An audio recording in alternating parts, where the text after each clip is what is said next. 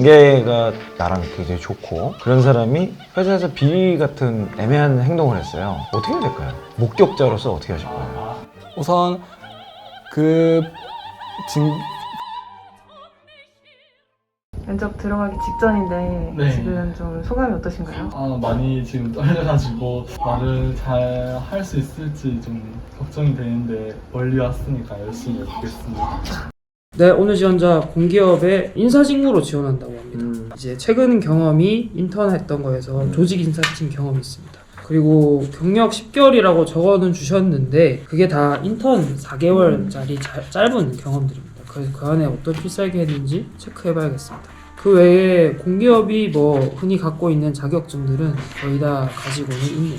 기본 준비는 잘 된 것 같고 사람들하고 의사소통을 얼마나 잘할 수 있을지는 한번 좀 물어봅시다. 네, 저희 그러면 시작 전에 안녕하십니까 인사로 시작하겠습니다. 안녕하십니까. 네, 1분 자기소개 시작해주세요. 네, 안녕하십니까. 해당 기관 인사 직무에 지원하게 된 면접번호 제0번 지원자입니다. 저는 취업 동아리에서 인사부장 역할을 하면서 취업률을 높이고 중도 탈락률을 낮추는 등 인사 기획을 한 경험이 있습니다. 인사부장 업무를 하면서 중도 탈락률이 높아 많은 고민을 하였습니다. 동아리의 비전과 목표가 명확하지 않다는 것을 발견하였고 비전과 방향성을 먼저 잡기로 하였습니다. 그리하여 저는 비전과 방향성을 세울 수 있었고 체계적으로 평가 지표를 확립하면서 동아리원들의 특성을 잘 파악하여 선발할 수 있었습니다. 따라서 제가 입사한다면 동아리를 한 경험을 토대로 인사 업무에 기여하겠습니다. 당시 비전과 목표 이 두 가지 단어 자체가 되게 추상적인 건데 이걸 어떻게 구체적으로 잡아주셨나요? 우선은 비전은 이제 구성원들이 이제 필요할 때만 동아리 활동을 하는 경향이 있어서 커리를 진행하는 데 있어서 문제가 되었습니다. 그리하여 저희는 동아리 규정을 이제 만들어 가지고 2주에 한 번씩 이렇게 커리를 필수 참여하는 것으로 바꾸면서 커리 진행률을 높일 수 있었습니다. 다음으로 죄송하지만 근데 하신 조치가 사실 구성원 입장에선 당연히 필요할 때만 하는 게 맞지 않나요? 그러면 필요한 걸 더 만들어줘야 되지 그거를 필수적인 횟수를 늘리는 게 올바른 조치였을까요?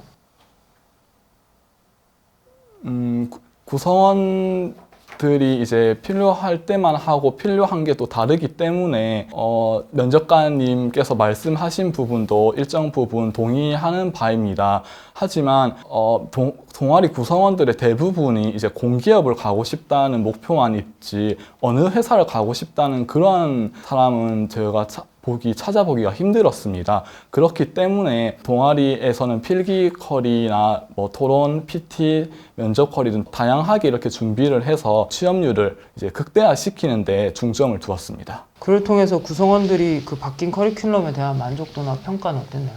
네, 만족도나 평가는 매우 좋았습니다. 특히 원래는 임원들끼리 이제 논의를 하면서 임원들의 생각에 맞춰서 커리를 진행하면서 일부 구성원들 간의 갈등도 있었고 또 참여도가 줄었는데 익명성 있는 패들렛을 활용하면서 구성원들의 의견을 자유롭게 수렴을 할 수 있었고 구성원들의 커리 만족도를 높일 수 있었습니다. 관계가 중요한데 관계가 나랑 굉장히 좋고 그런 사람이 회사에서 비리 같은 애매한 행동을 했어요. 어떻게 해야 될까요? 목격자로서 어떻게 하실 거예요?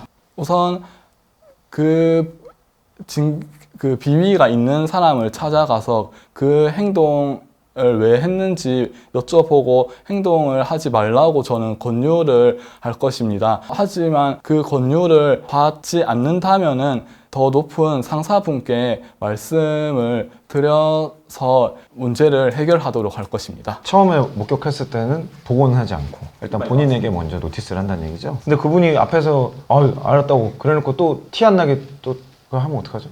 그 경우에도 이제 상사분께 말씀을 드리겠습니다. 왜냐하면은 저한테는 안 한다고 했다는 것이 이제 약속이고 어떻게 보면 신뢰와 믿음일 수 있는데 그것을 배반했기 때문에 어쩔 수 없이 이제 상사분께 말씀을 드릴 필요가 있다고 생각합니다. 그 공공기관에 왜 지원하시는 건가요? 계기가 있나요? 일반 사기업도 있는데.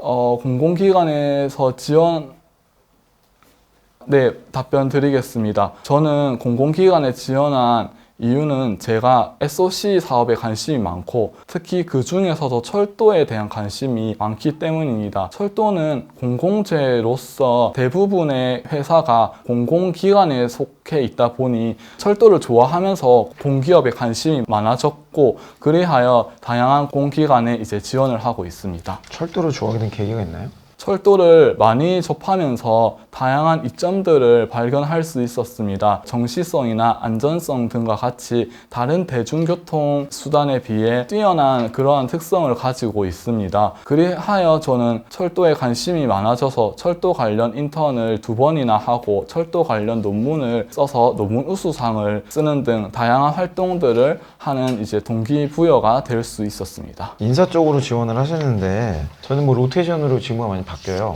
다른 것도 괜찮으시겠어요? 그때 가서 또 퇴사하고 그러는 거 아니에요? 아닙니다. 저는 이제 다른 업무를 통해서도 충분히 배울 점이 있을 것이라고 생각하기 때문에 다양한 업무를 또 접해보고 싶고 다양한 역량을 쌓아보고 싶습니다. 근데도 왜 하필 인사를 하고 싶으신 거죠? 인사 업무는 다양한 업무를 할 수 있기 때문에 저는 해보고 싶습니다. 인사 업무를 하면은 인적 자원 관리 프로세스는 크게 5가지가 있는데 채용, 인사 교육 부분, 노사 관리 부분, 인사평가, 경영평가 부분, 임금이나 복리후생 같은 다양한 업무를 접할 수 있기 때문에 저는 다양한 역량을 쌓을 수 있을 것이라고 판단하여 지원하였습니다. 지원자분 마지막으로 하시고 싶은 말씀 있으신가요? 면접 기회 주셔서 대단히 감사드립니다. 저는 취업 동아리에서 중도 탈락률을 낮춰서 동아리 구성원들의 만족도를 높이고 또 취업률을 향상시킨 이런 인사 직무와 관련된 유사 경험이 있는데 이것을 발휘하여 인사 직무에 최종 합격을 한다면 기여해 보고 싶습니다. 끝까지 경청해 주셔서 대단히 감사드립니다. 저는 주로 필살기에 대해서 검증을 했었는데 일관성이 깨졌던 것 같아요. 또 하나는 이제 그런 비리 같은 답변에 바로 신고해야지. 그게 좀 외운 거가 티가 나가지고 안에 같이 자기의 기준이 없구나 이렇게 생각했어요. 그리고 기준이 없는 것 같아. 네. 나는 필살기 자체는 되게 좋다고 봤고 혹시 인성 관련된 부분에서 좀 확인이 안 된 부분이 많이 있는 것 같고 너무 뭔가 좀 불안해 보이는 느낌인데 이렇게 두리번두리번거리고 뭐 말도 뚝뚝 끊어지고 뭐 너무 외워서 하는 것도 좀 티가 나고 그래서 그런 뭐 좀 부차적인 것들 제외하고는 뭐 아직 정리가 안 돼서 그런 거지 일을 한번 맡아보면 좋겠다 이런 생각은 좀 드네요. 오늘 면접 좀 어땠어요?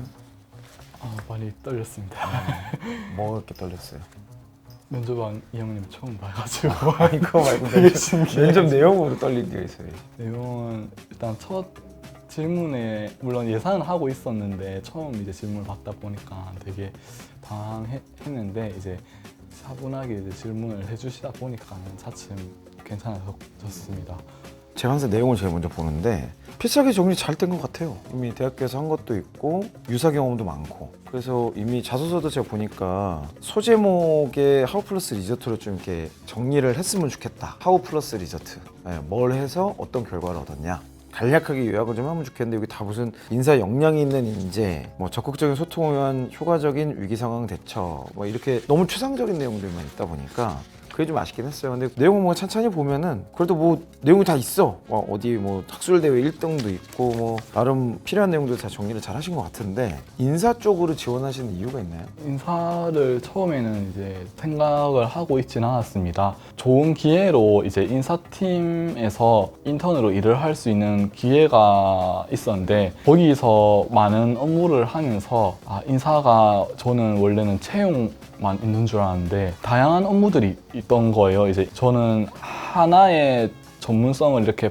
파는 것도 중요한데 다양한 업무를 하면서 다양한 것을 이제 접하고 역량을 기르는 게 저한테는 더 좋다고 생각을 경험을 해봤던 것에서 나온 어떤 지원 동기네요. 그게 여긴가요? 국방기술품질원? 네, 맞습니다. 여기서 해보셨고. 근데 보통 이제 공기업이나 이런 데서는 로테이션 업무를 할 텐데 그러면 인사만 할 수는 없는 거잖아요. 그리고 일반적으로 TO라든지 이런 개념으로 봐도 이것보다는 프론트에서 하는 여러 가지 민원을 대응한다든지 이런 일들이 많을 것 같은데 사무행정이나 이쪽으로 굳이 지원을 하시는 게 이유가 있나? 저는 면접관 이 형님께서 말씀하신 것 때문에 지원을 하였습니다. 왜냐하면 다른 기업 같은 경우에는 예를 들어서 고객 안내면 고객 안내만 진짜 이렇게 생판 하는 경우도 있지만은 인사 업무 같은 경우는 인사 업무도 물론 할 수도 있지만 인사 업무 하면서 또 뭐 민원 응대도 할 수 있고 뭐 안전 업무나 뭐 정부 업무도 할 수 있고 이렇게 하는데 저는 하나만 하기에는 조금